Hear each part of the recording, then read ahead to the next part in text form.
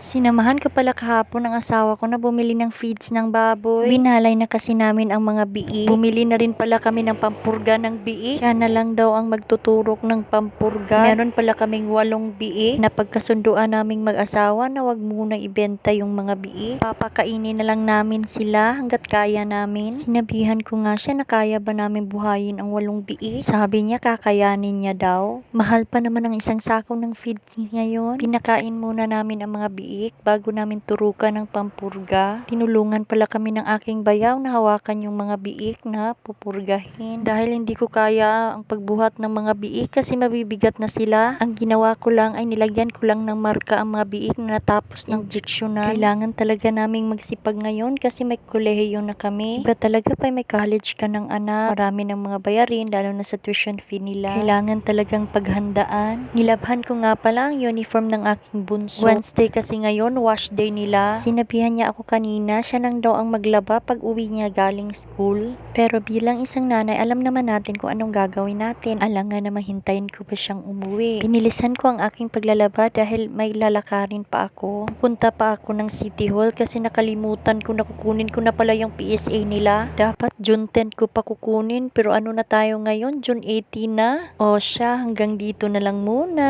Huwag niyo po sanang kalimutang i-share ang aking video. Salamat!